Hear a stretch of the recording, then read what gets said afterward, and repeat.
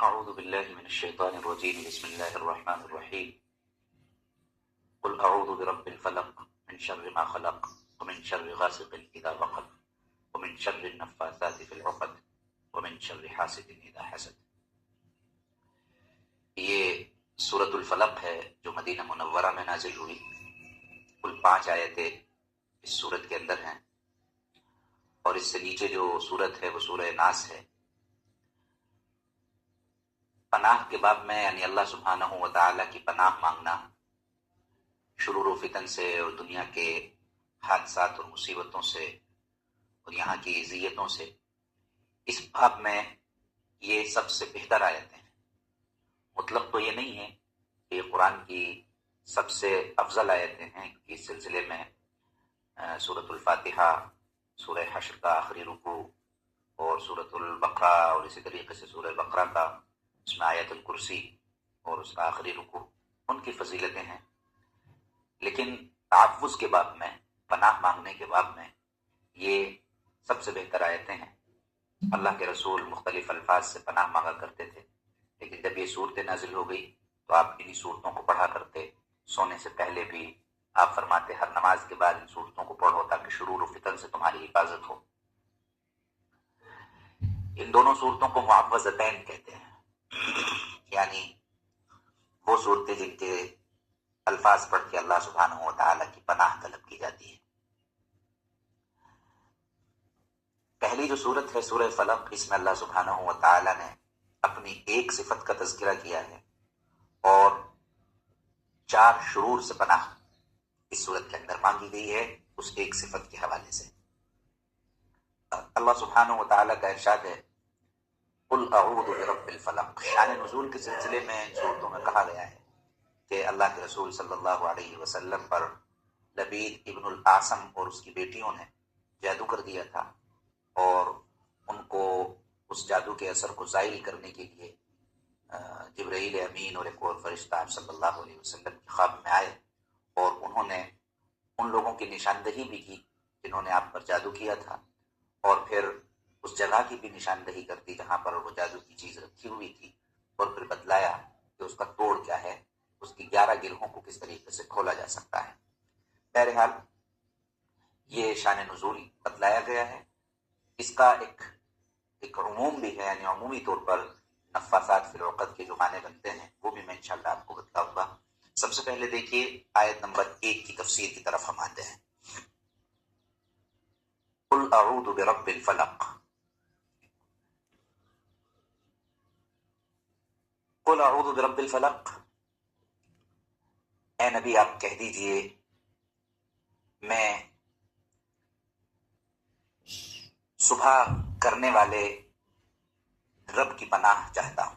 اعوذ برب الفلق، میں پناہ چاہتا ہوں برب الفلق، رب الفلق کی۔ اب فلق کے کیا معنی ہیں؟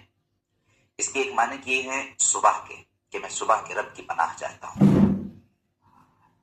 صبح کے رب کی پناہ کا سیدھا سا مطلب یہ ہوتا ہے کہ اللہ سبحانہ و تعالیٰ نے ہر چیز کو ازداد میں پیدا کیا ہے، ضد ایک دوسرے کی دنیا میں موجود ہے۔ وَجَعَلْنَاكُمْ أَزْوَاجًا وَخَلَقْنَاكُمْ أَزْوَاجًا، زوج کے یہی معنی ہیں، جہاں پر اس کے میل فیمیل کے معنی بھی مفسرین نے کیے ہیں اور وہ بھی درست ہیں، لیکن یہاں ازواج کے معنی ہے کہ دنیا کی ہر چیز ازداد کے ساتھ پیدا ہوئی۔ دن ہے تو رات ہے، سفید ہے تو کالا ہے، مرد ہے تو عورت ہے، اسی طریقے سے زمین ہے تو آسمان ہے، دھوپ ہے تو سایہ ہے۔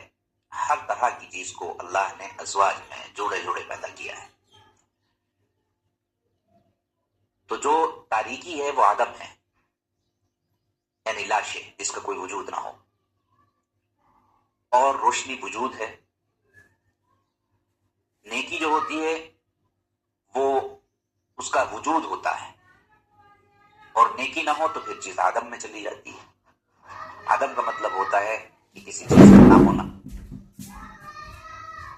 اب یہاں پر اللہ سبحانہ و تعالیٰ کی صفت کا تذکرہ ہوا برب الفلق، فلق صبح کا رب، کہ جب صبح ہوتی ہے تو روشنی پھیلتی ہے، اور روشنی ہوتی ہے تو پھر اسی روشنی کے اندر نیکیاں وجود میں آتی ہیں۔ اللہ سبحانہ و تعالیٰ کی صفت قرآن کریم کے اندر آئی ہے فالق الاصباح، وہ صبح کو پھاڑ کر نکالنے والا ہے۔ اس لیے صبح کو نکالنا، رات کی تاریکی سے اس کو جدا کر کے اس کو وجود بخشنا، یہ اللہ سبحانہ و تعالیٰ کی قدرت ہے۔ اور اس میں اس طرف اشارہ ہے کہ اللہ ہم تیری پناہ میں آتے ہیں جو گناہوں سے نکال کر نیکیوں کی طرف لاتا ہے اور نیکی بخشتا ہے۔ فلق کے معنی دوسری جگہ قرآن کریم میں آئے ہیں فالق الحب والنوى، کہ اللہ سبحانہ و تعالیٰ دانوں کو، گٹھلیوں کو پھاڑ کر درختوں کو نکالتا ہے، وہ ہے زمین کو پھاڑ کر کے پودوں کو نکالنے والا۔ تو اس سے ایک مفہوم یہ بھی سمجھ میں آتا ہے کہ فلق کا مطلب ہے ہر چیز کو پھاڑ کر کے نکالنے والی ذات۔ اب ہم دنیا میں یہی چیز دیکھتے ہیں کہ زمین کے اندر جتنے پودے اگتے ہیں، جتنی چیزیں ہیں، ہر ایک چیز کو اللہ سبحانہ و تعالیٰ اس کو پھاڑ کے نکالتا ہے، سینہ چیر کے نکالتا ہے، گٹھلیوں سے درختوں کو نکالتا ہے، بیجوں سے درختوں کو، پیڑ پودوں کو نکالتا ہے، صبح کو تاریکی پھاڑ کر کے نکالتا ہے۔ اسی طریقے سے ہر شے ہے، اللہ سبحانہ و تعالیٰ ایک چیز میں سے دوسری چیز کو، اس کو شق کر کے، اس کو پھاڑ کر کے نکالتا ہے۔ تو گویا کہ میں پناہ چاہتا ہوں اس رب کی جو کیا ہے، چیزوں کو شق کر کے اور پھاڑ کر کے وجود بخشتا ہے، جس میں صبح بھی آ جاتی ہے، جس میں کائنات کی تمام اشیاء آ جاتی ہیں جن کو وجود اللہ سبحانہ و تعالیٰ بخش رہا ہے۔ تو دونوں معنی یہاں پر بالکل ممکن ہیں، صبح کا رب اور صبح روشن کا رب، اور دوسرے اشیاء کو شق کر کے اور پھاڑ کر کے نکالنے والی ذات اور ان کو وجود بخشنے والی ذات۔ کس چیز سے پناہ مانگی گئی ہے؟ سب سے پہلے من شر ما خلق۔ من شر ما خلق کا مطلب اللہ نے جو بھی پیدا کیا ہے اس میں جو بھی شر ہے۔ اس سے یہ بات پتہ چلتی ہے کہ شر سے بچنا انسان کا فطری حق ہے۔ جس طریقے سے ایک کسان ہوتا ہے اور کسان اپنے کھیت کے اندر کھیتیاں بو دیتا ہے تو وہ اس کو شرور سے بچانے کی پوری کوششیں کرتا ہے، اس کو کیڑا نہ لگ جائے، اس کو ژالہ باری نہ لگ جائے، اس کو پالا نہ لگ جائے، وہ ایسی جگہ پر نہ ہو جہاں پر صرف سایہ رہتا ہو، دھوپ نہ پڑتی ہو۔ ظاہر ہے یہ کھیتی کے حق میں شر ہے، اس لیے کھیتی کے حق میں شر ہونے کی وجہ سے کسان پوری کوشش کرتا ہے کہ وہ اپنی کھیتی کو ان تمام شرور اور فتن سے بچائے۔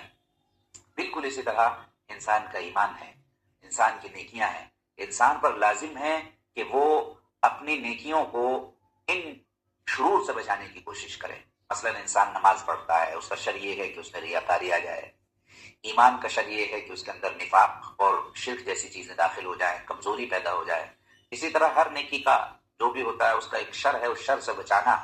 اور ظاہر ہے انسان کے اندر یہ طاقت ہے نہیں کہ وہ بذات خود شرور و فتن سے بچ سکے جب تک کہ اللہ سبحانہ و تعالیٰ کی مدد اور اعانت اس کے ساتھ نہ ہو۔ تو لا محالہ یہ مطلب نکل کے سامنے آتا ہے کہ ہمیں شرور سے بچنے کے لیے، ہر طرح کے شر سے بچنے کے لیے اللہ کی پناہ میں آنا پڑے گا۔ اور اللہ سبحانہ و تعالیٰ جب کلمات خود سکھلا رہے ہیں کہ تم ان کلمات سے میری پناہ میں آ جاؤ اور ان شرور اور فتن سے پناہ مانگو، تو من شر ما خلق، ما خلق کے اندر یہ بلاغت ہے کہ یہاں پر ہر مخلوق کا تذکرہ آ گیا ہے۔ ظاہر ہے اگر یہاں پر کوئی خاص لفظ ما خلق کے بعد یا خلق الانسان ہوتا، خلق الجن ہوتا، خلق الشیطان ہوتا تو ایک چیز ہوتی، لیکن من شر ما خلق میں جتنی بھی ما سوی اللہ مخلوقات ہیں ان تمام کے اندر جو جو شر پائے جاتے ہیں ان تمام شر سے بندہ اللہ سبحانہ و تعالیٰ کی پناہ مانگ رہا ہے۔